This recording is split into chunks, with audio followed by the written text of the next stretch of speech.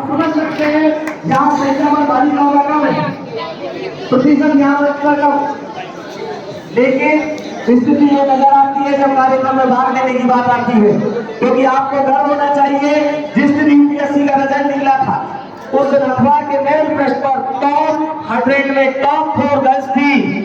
उन बालिकाओं को एक बार जोरदार तालियों से अभिनंदन करें, क्योंकि बालिका एक घर नहीं 2 घर का नाम रोशन करती है। इसलिए राष्ट्र निर्माण बोर्ड की भूमिका बहुत बड़ी है और हमारी बूंदी की बालिकाएं बहुत प्रतिभाशाली है। इसलिए मैं निवेदन करूंगा अभिभावकों से, आपके आस पड़ोस में जो भी ऐसे बालक बालिका है उनका मनोबल बढ़ाने का काम करें, आप उनको मोटिवेट करें, आप उनको अच्छी कंपनी में भेजें, अच्छे टीचर के मार्गदर्शन में भेजें। आपको गर्व होना चाहिए कि आपके बच्चे पढ़ लिख करके जब उन पदों पर बैठेंगे जहाँ से देश के कानून बनते हैं, और यही काम आज नेहरू युवा केंद्र कर रहा है। वो यही कहना चाहता है कि हर प्रतिभा को गांवों से उठा करके लाना है और हर प्रतिभा जिसके काबिल है उसे वहां पहुंचाना है। आपको पता है 5 कार्यक्रम यहाँ आयोजित किए गए आजादी के 75 में। इन 5 कार्यक्रमों का अलग अलग उद्देश्य था।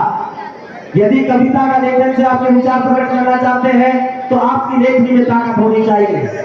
यदि आप भाषण के माध्यम से अपने नाम कमाना चाहते हैं तो आपके बोलने का हुनर, अपने विचार प्रकट करने की क्षमता आप में होनी चाहिए। और जब चित्रकला प्रतियोगिता की हम बात करते हैं तो ड्राइंग पेंटिंग हुई थी, तो ड्राइंग पेंटिंग में आपको पता आपके आज का मॉडर्न टाइम है। हमारे बूंदी जिले में मैं ड्राइंग के बारे में कहना चाहूंगा, मुझे गर्व हो रहा है कहते हुए अभी हाल ही में फर्स्ट ग्रेड का रिजल्ट निकला है। बहुत सारे हमारे बूंदी जिले के प्रमुख नागरिक हमारे बीच में बैठे हुए हैं। आप एक बात ठीक से सुने, पूरे राजस्थान में ड्राइंग लेक्चर की 70 सीटें थी। पूरे राजस्थान की बात कर रहा हूँ, 70 सीटें थी।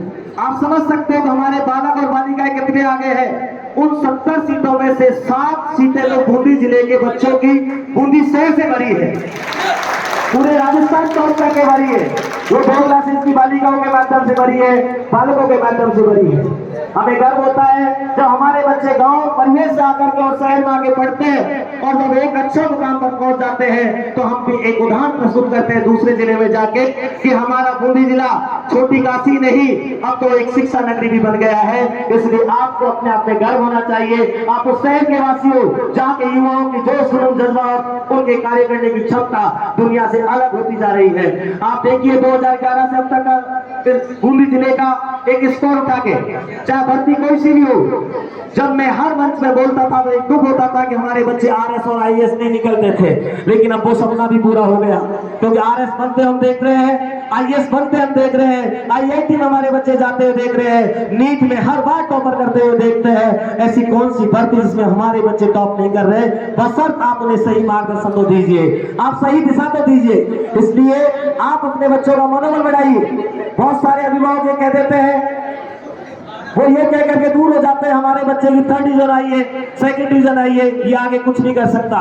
लेकिन मैं बताना चाहूंगा आपको, ऐसे बच्चे जिनकी यदि 10th 12th में कभी परसेंटेज कम रह गई, उन बच्चों का मनोबल बढ़ाने की ताकत आप में होनी चाहिए। उनका मनोबल मत गिराइए, क्योंकि ऐसे कई ऑफिसर बनते हैं जो 10th फेल होते हैं, 10th बाई ग्रेस पास होते हैं। हम देखते हैं बहुत सारी वैकेंसीज में हम देखते हैं ऐसे बच्चों को, जो बच्चे अच्छा परफॉर्मेंस एजुकेशन में एकेडमिक सेशन में नहीं दे पाते, लेकिन वो कंपटीशन में आकर के अपना स्टॉक बना देते हैं। इसलिए अपने बच्चों को अपना मनोबल बढ़ाने में सबसे बड़ी भूमिका अभिभावक की होती है, माता पिता की होती है। इसलिए आप अपना योगदान जरूर दें। आपके बच्चे हर काम को करने की क्षमता रखते हैं, बस आप उसको उस लायक बनाने के लिए तरह से तो सही।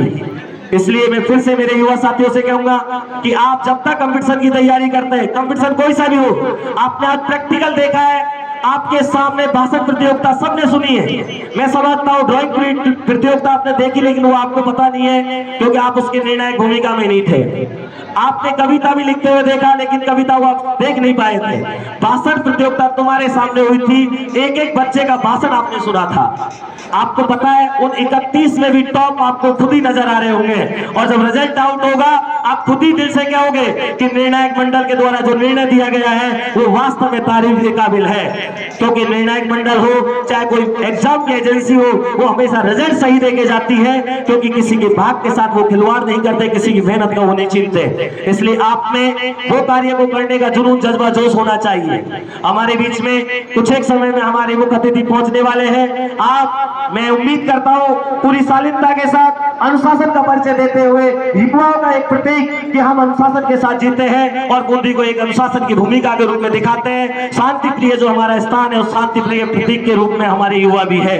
इसलिए जहां जहां जिसको पॉइंट दे रखा है, पुष्प वर्षा के साथ, करतल ध्वनि के साथ हमारे मुख्य अतिथि का आगमन आप सभी करवाएं।